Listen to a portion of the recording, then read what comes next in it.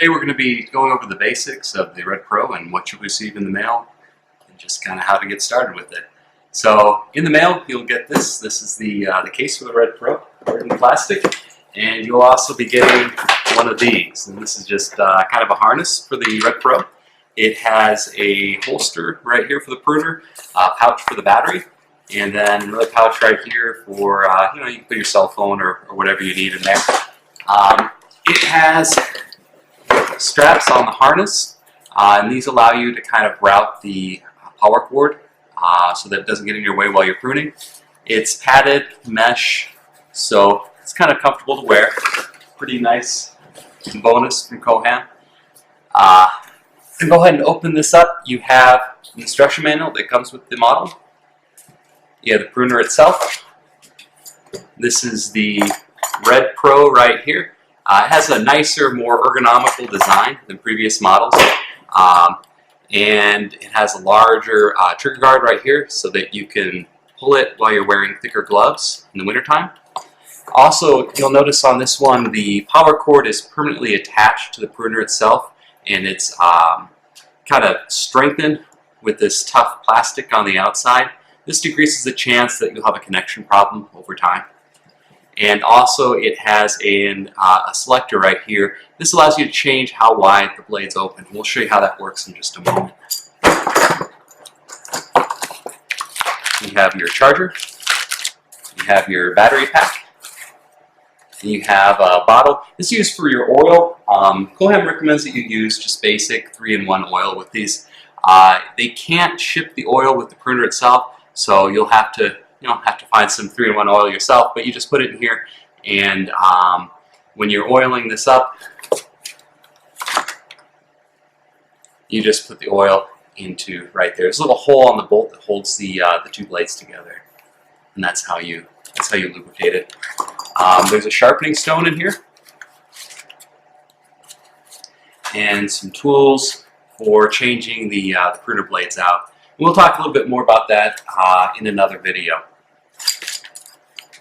So to get your pruner going, you have to hook up the power cord to the battery pack. Now you'll notice in here you have some small holes and some big pins, and in here you have some small pins and some big holes. So you want to get these lined up properly, and you want to push this cord in straight. You don't want to wiggle it back and forth, or else you could bend some of the pins in there.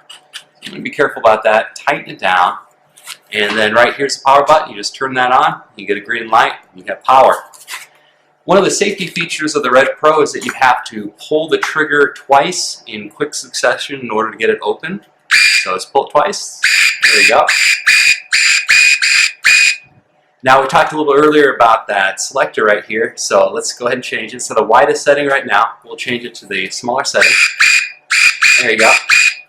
So if you're cutting something with a thinner diameter like vines, you would use that setting. This is a nice feature because it reduces wear and tear on the motor. It reduces the amount of energy that you use because it doesn't have to open as wide. And also makes your cuts a lot faster. So if you're cutting something small, you can take a lot of small cuts in a shorter amount of time. Now in order to close the pruner, all you have to do is hold down the trigger for about 5 seconds. Or you can hold down the trigger and turn the battery off, and that's how you'll go ahead and turn it off safely. And then all you need to do is unhook this, pull it straight out, and you're good to go. Now when you first get your pruner, they recommend that you charge it fully about 3 times. To charge it fully, you'll use your charger. This part, of course, goes into your wall socket. This part hooks in right there, and then this goes to your battery. They have a little plastic cap right here to keep moisture and water out and stuff. So you just plug it in there, plug the charger in. On the charger, it has an indicator right here. This will turn red when it's charging. When it gets to 80%, it'll turn green. And then at that point, you could start pruning, or you could give it another hour or two, and then it'll get to 100%. Again, for the first 3 times, I recommend that you just leave it plugged into the wall for about 10 hours, and that'll help out with your battery life later on down the road. After that, it usually takes 3 to 4 hours to charge it up for about 8 hours of pruning time. So, that's it.